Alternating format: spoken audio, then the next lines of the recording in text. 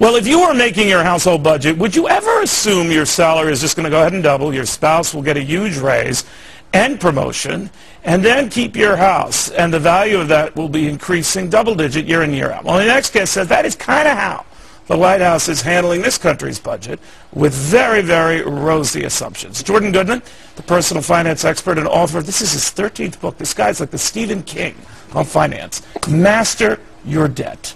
Very good to have you, my friend. Nice to be with you, Neil. So let's go through some of these. You think some of the projections are just off the charts generous. And very rosy. Very rosy scenario, that proverbial rose-colored date from hell. That's right. All right, so one is just taking a look at the unemployment rate coming down to under 5%. That's incredibly rosy. I mean, we've got 10% right now with the current situation. I mean, I don't see a lot of job creation going on. And with everything you just talked about, the tax on bankers, which makes the credit market tighter, taking away the mortgage interest deduction, which is going to hurt the real estate market, all these things do not create job production.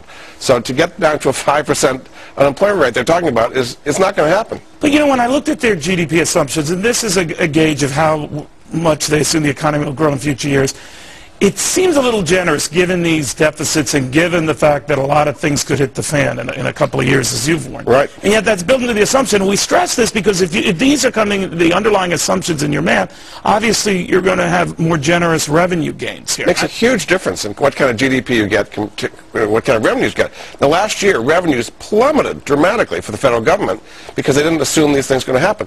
Now, for example, the capital gains rate is going to go up. If nothing changes, which is likely, the capital gains rate will go from 15% up to 20% come January 1st next year. They're saying that's going to bring in more revenue. Chances are it's going to bring in less revenue because people will take fewer capital gains. All right. In other words, steal a lot of their settling now than next year. Right. All right. Well, let's take finally this the inflation rate. Everyone is worried that all of this borrowing that we're doing is eventually going to lead to double-digit inflation. But to look at the forecast, 2% forever, basically. You wouldn't see it. No. I think that's unrealistic. We are devaluing our currency at a dramatic rate right now. And you see it because the value of gold has gone up to $1,100 and it's going to go higher probably. The world is saying we don't trust your dollars anymore, that there's going to be inflation. We're seeing it in commodity prices. We're seeing it in gold. And so to have a 2% long-term inflation rate is just totally unrealistic. But the other flip argument for that, and it's something that was argued in the Bush administration, is that same worries, same deficits. They've obviously built up a little bit here, but that the deficits themselves lead to sustained no growth. In other words, if you're worried about inflation, it won't happen in an environment because it's so crappy. Well, I think when you have this amount of money that's being created, remember we just raised the national debt ceiling by $1.9 trillion up to $14.3 trillion.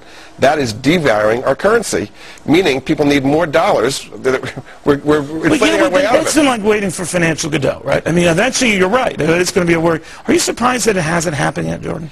Well, what's been good is that the Chinese and the rest of the world has been able to support our deficit, and we have very low interest rates, 3.5% on long treasuries. That's not going to last forever either.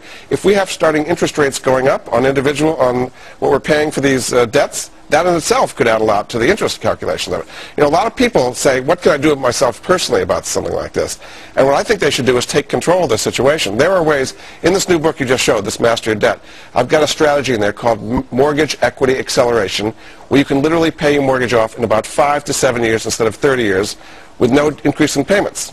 There's a website people can find out about it, truthinequity.com. Right. There are things that people can do and yes. not just worry about all these huge projections. Right. I like you just snuck the book title in there, the website, the whole 9 yards. That is a good marketer. Jordan Goodman, thank you very much. Good seeing you again.